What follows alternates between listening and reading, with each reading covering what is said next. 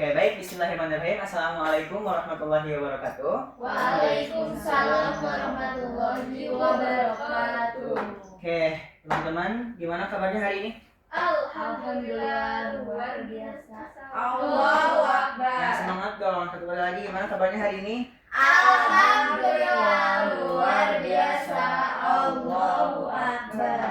Oke, alhamdulillah. Kita bisa berkumpul lagi di mata pelajaran Kimia.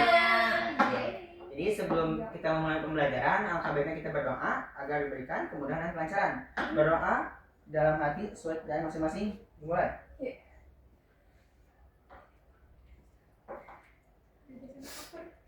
Berdoa selesai. Oke.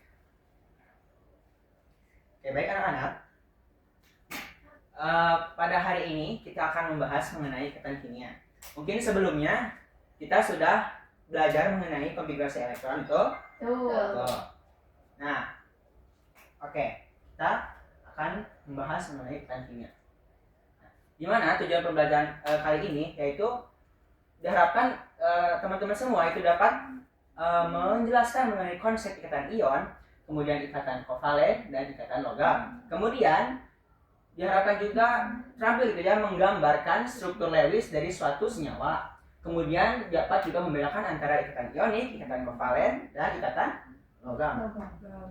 Sebelum ke ikatan kimia, kita akan membahas dulu sedikit mengenai kestabilan atom. Jadi, perlu diketahui bahwa atom stabil itu memiliki konfigurasi elektron yang seperti gas mulia, di mana gas mulia ini memiliki semuanya itu subkulitnya terisi penuh, seperti di gambar ini. Nah, di mana kestabilan atom itu menganut kepada kaidah duplet dan oktet, di mana kalau duplet itu memiliki elektron valensi 2, sedangkan oktet memiliki elektron valensi sama dengan 8. Nah, jadi adapun bagaimana sih cara atom itu mencapai stabil? Di sini ada 2. Yang pertama yaitu adalah melepaskan elektron. Di mana setiap melepaskan elektron ini, suatu unsur akan membentuk muatan apa kalau melepas elektron? Muatan positif. Jadi kalau unsur atau atom melepas, itu akan membentuk ion positif. Sedangkan menerima Negatif. betul, itu akan ion negatif. Nah, biasanya logam yang melepaskan elektron itu adalah golongan logam atau golongan 1A sampai 3A. Sedangkan yang menerima elektron itu merupakan atom atau unsur non logam seperti golongan 4A sampai 7A. Nah, di sini ada contoh-contoh ya mengenai atom-atom yang stabil. Di situ ada atom stabil yaitu He atau helium, di mana memiliki elektron valensinya adalah 2, berarti itu adalah Duplet. Kalau Ne Neon. neon berarti memiliki elektron valensinya 8, 8. berarti Oktet. Nah, misal contoh kita punya lithium ya, 3I. Konfigurasi elektronnya berapa? 2. 1. Nah, kalau elektron valensinya 1, ini cenderungnya melepas atau menerima? Melepas.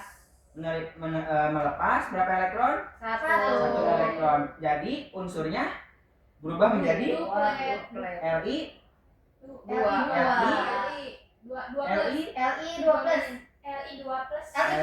Li plus, karena kan yang melepasnya 1 elektron. Jadi konfigurasi elektronnya sama dengan 2.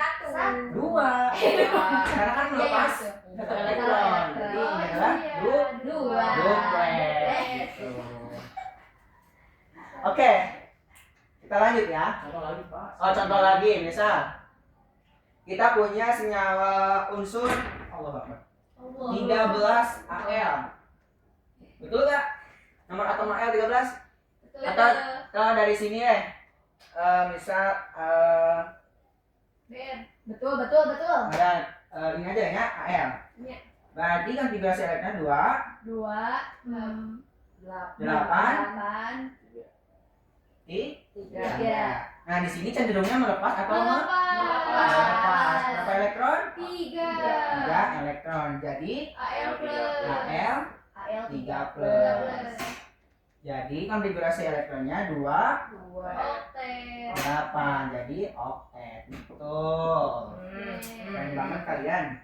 Oke, nice.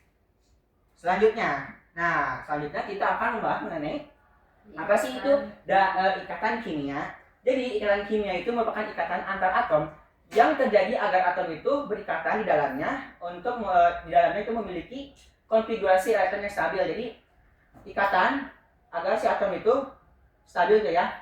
Nah, ikatan kimia ini ada 3 jenisnya. Yang pertama ada ikatan ionik. Biasanya ikatan ionik itu terbentuk antara non logam dan logam. Kalau ikatan kovalen itu non logam dan non logam. Dan yang terakhir adalah ikatan logam, di mana terbentuk antara logam dan logam.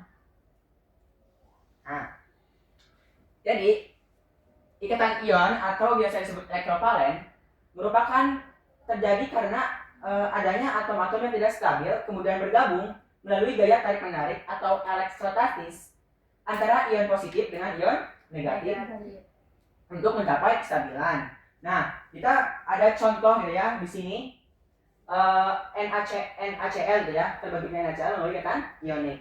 Di mana kita harus mengkonfigurasi elektron dulu 11 dari Na. Jadi 2, 8, 1. Nah, kalau di sini berarti cenderung melepas atau menerima? Melepas berapa elektron? 1 elektron. Kemudian 17Cl, di mana kombinasi elektronnya adalah 2, 8, dan 7. Sehingga cenderungnya itu melepas atau menerima? Berapa elektron? 1. Berarti membentuk Na+ ya. Kalau ini kan melepas Na+. Kalau Cl- menerima, berarti Cl-. Nah, sehingga membentuk senyawa NaCl. Kita lihat dari struktur realisnya. Di sini Na itu melepaskan elektron ke si Cl, sedangkan si Cl ini membutuhkan 1 elektron. Jadi istilah ikatan ionik ini bisa disebut dengan serah terima elektron. Si ini melepaskan dan juga membutuhkan. Jadi saling membutuhkan serah terima elektron. Nah, kalau 12 Mg dan 17 Cl gimana? Kita coba. 12 Mg dan 17 Cl. Konfigurasi elektronnya berarti berapa? 2, 8, 2. Nah, berarti kalau melepaskan 2 elektron, si Mg-nya menjadi Mg2+. Plus, berarti kalau Cl itu kan menerima 1 elektron, jadi Cl-.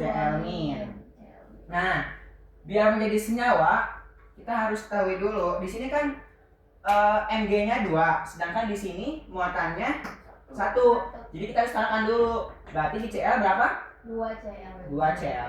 Sehingga senyawa yang terbentuk adalah MgCl2. Diterima Insyaallah. Nah, mungkin untuk contoh selanjutnya bisa dikerjakan di rumah. Nah, di sini ada sifat-sifat senyawa ionik. Yang pertama adalah kristalnya keras tetapi rapuh. Kemudian titik lebur dan titik tinggi. Titik didihnya itu tinggi serta mudah larut dalam air dan dapat menghantarkan arus listrik. Nah, jenis yang kedua yaitu adalah ikatan kovalen, di mana terbentuk antara non logam dan non logam. Jadi ikatan kovalen ini merupakan atom-atom yang tidak stabil bergabung dengan penggunaan pasangan elektron bersama. Contohnya adalah CH4 atau kita bisa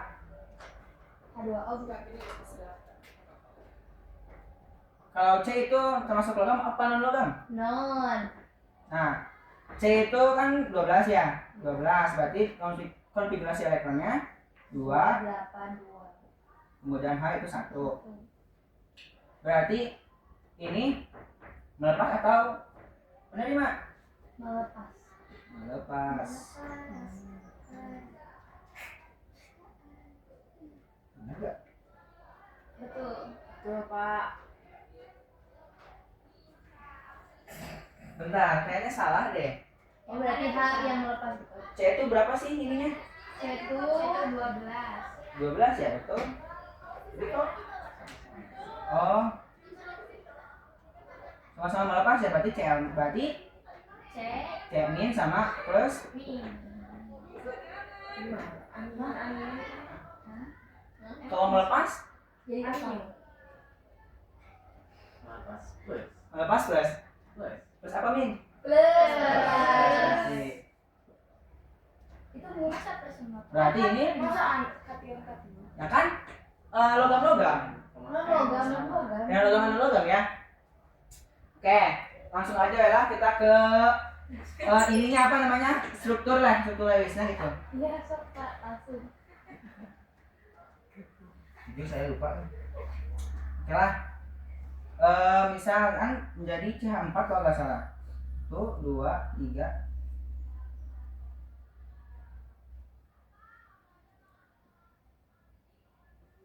Hanya tuh kalau nggak salah 4 ya. Jadi akan membentuk CH4.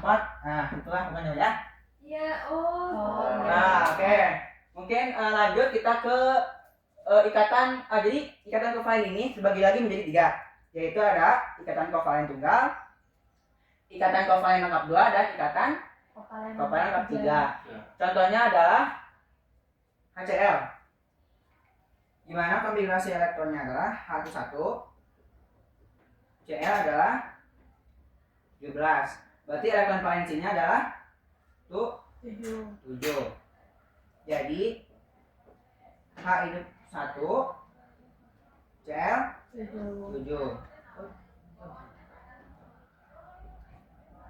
Biar membedakan. Nah, di sini kita lihat unsur H ini sudah stabil apa belum? Belum. Jadi kalau belum kita harus meminjam ke si Cl ini. Jadi sini kalau udah stabil gini berarti istilahnya adalah duplet kan ada 2. Ya. Nah, sekarang Cl min, Cl juga. Nah, Cl juga sudah stabil. Ini adalah duplet. Nah, kalau lebih sederhananya kita gambarkan, maka H. Nah, hal ini kenapa disebut ikatan kovalen tunggal? Karena cuma ikatannya 1. Kemudian yang kedua adalah ada O2. O2 berarti O itu 8. Konfigurasi elektronnya 2, 6 ya. Berarti elektron valensinya ada 6 sehingga elektronnya ada 6, betul? Iya. Nah, O1 juga. Nah, kayak gini ya, biar stabil nih. 1 stabil, 8 ya, duplet. Kemudian ini juga stabil. Jadi duplet oktet, ini juga oktet, sehingga lebih jelasnya itu O. Nah, hal inilah merupakan ikatan kovalen rangkap 2. Sama halnya juga dengan ikatan kovalen rangkap 3, yaitu N2. Nah, N itu konfigurasi elektronnya itu adalah 2, 5 ya, berarti elektron valensinya 5.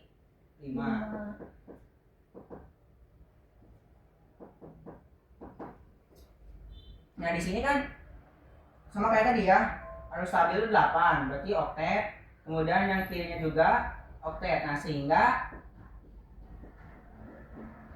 ini merupakan ikatan rangkap 3. Nah, kalau ikatan kovalen koordinasi bagaimana? Jadi kalau ikatan kovalen koordinasi itu lebih ke pemakaian bersama elektron, di mana pasangan elektronnya itu hanya berasal dari salah satu atom. Contohnya adalah SO2.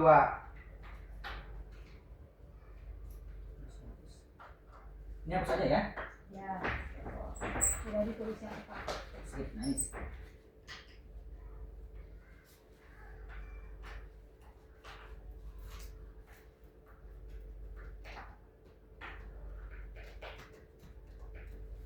SO2 berarti S itu elektron valensinya 6 karena golongan 6, kemudian O juga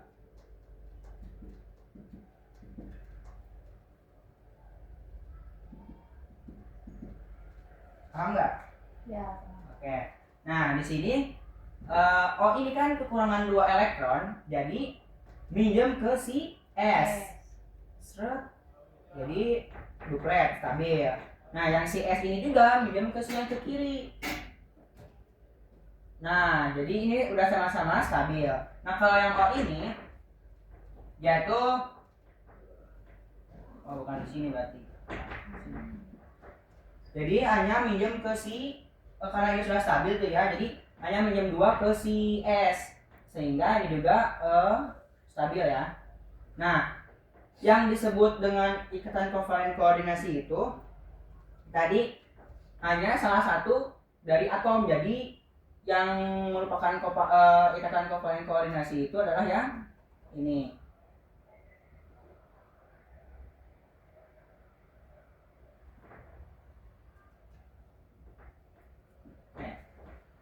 Gimana, paham? Nah. Oke, selanjutnya satu lagi ada ikatan logam.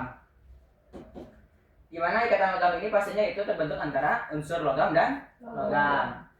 Nah, jadi ikatan logam itu terjadi karena adanya gaya tarik menarik antara muatan positif dan ion logam dengan muatan negatif dari elektron yang bergerak bebas. Contohnya adalah Na. Na merupakan logam apa logam? Logam.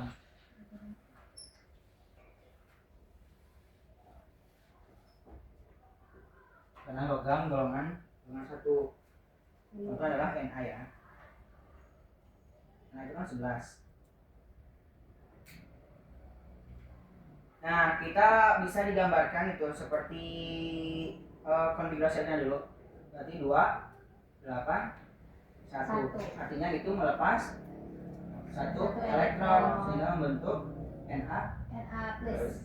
Nah bisa kita gambarkan seperti kalau di dalam logam Na itu seperti ini. Misal dalam logam itu seperti ini.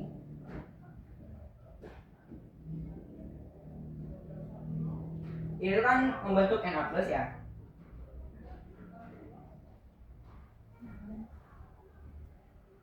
Nah di sini itu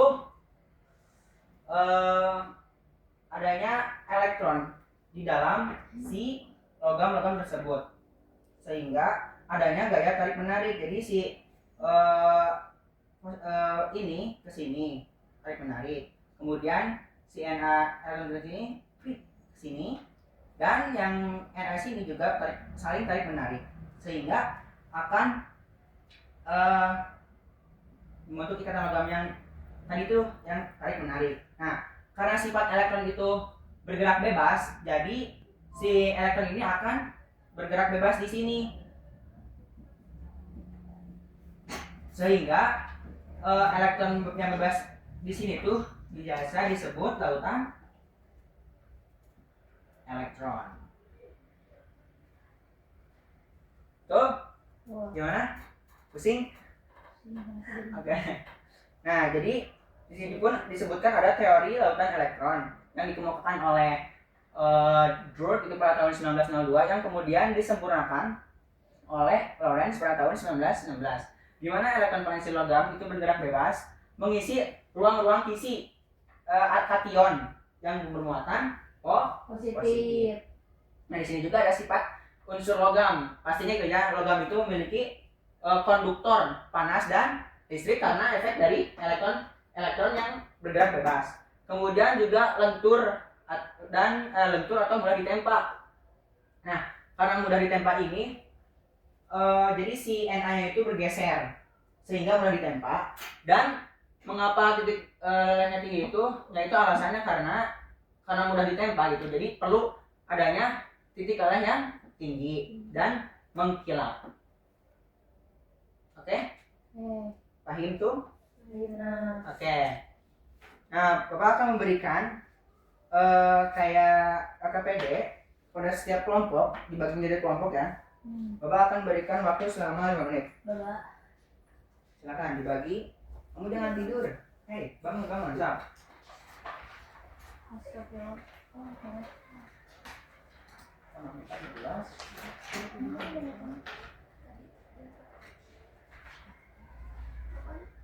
Yakin.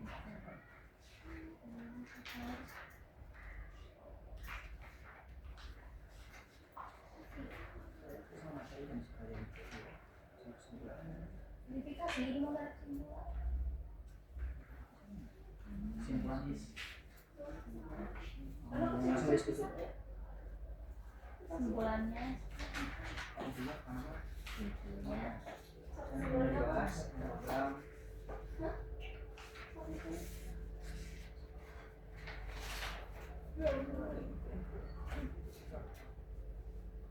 Jika ada yang belum mengerti boleh tanyakan.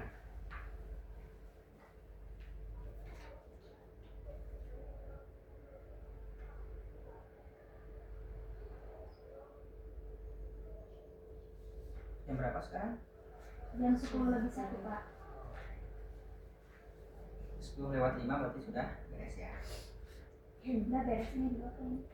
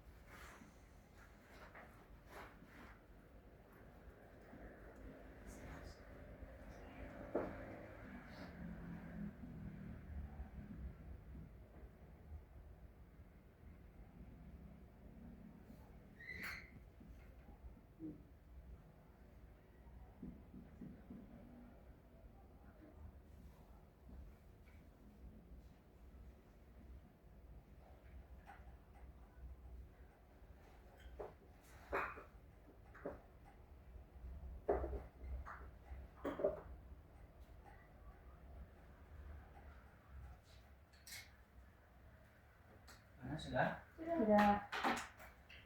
Silakan per kelompok untuk mewakilkan mengenai hasil diskusinya. Siap. Kelompok satu dulu ya. Silakan. Iya, udah. Kesimpulan dari kelompok 1 gua berdiskusi sendiri. Sendiri. Enggak, kelompok ini Pak. Oke, siap. Jadi tadi itu kan kita belajar tentang ikatan kimia. Di sini juga ada soal-soal latihannya. Ikatan kimianya itu adalah gaya tarik menarik yang menyebabkan si atom itu bergabung membentuk senyawa gitu. Terus berdasarkan tadi yang udah Bapak jelaskan gitu, ikatan kimia itu terbagi menjadi 4. Ada ikatan ion, ikatan kovalen, terus ada ikatan logam, sama ikatan kovalen koordinasi. Nah, ikatan ion yang terbentuknya itu karena perpindahan elektron, sedangkan kalau misalkan kovalen terbentuk karena pemakaian bersama yang tadi pemakaian bersama. Ya. Gitu. Terus kalau yang koordinasi yang terjadi ketika pasangan elektron yang digunakan bersama berasal dari satu atom saja. Terus yang logam yang terbentuk antara atom-atom logam melalui elektron valensi yang bergerak bebas sehingga menghasilkan si sifat khas logam seperti tadi bisa menghantarkan listrik, mudah di tempat, terus bisa panas juga. Udah Bapak segitu aja. Terima kasih. Applause dong, applause. Nah, nomor 1. Keren. Oke, selanjutnya kelompok 2, silakan.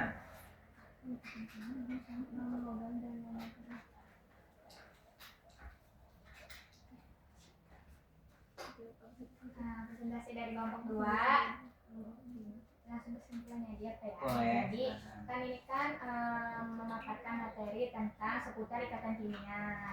Nah, yang dimana ikatan antara atom yang terjadi itu agar atom yang berikatan di dalamnya itu memiliki konfigurasi elektron yang stabil. Terus kalau oktet itu Ya, kalau oktet 8. ya kalau oktet itu 8, kalau duplet itu 2. Nah, mereka itu membentuk kestabilan. Terus kalau yang sesuai ini tuh harus melepas atau menerima ikatan elektron, pokoknya bisa stabil. Ya. Terus ikatan kovalen itu terbentuk antara non logam dan non logam. Oke. Ya, terima kasih Pak. Baik, kita lanjut kelompok 2. Jadi intinya bahwa ikatan kimia itu terpengaruh oleh elektron valensinya tersebut ya. Perlu juga dari ikatan kovalen ini kalian harus memahami dulu dari konfigurasi elektronnya dari mana, kemudian struktur Lewisnya juga biar bisa membedakan antara ikatan ionik, ikatan kovalen, dan ikatan logam. Oke.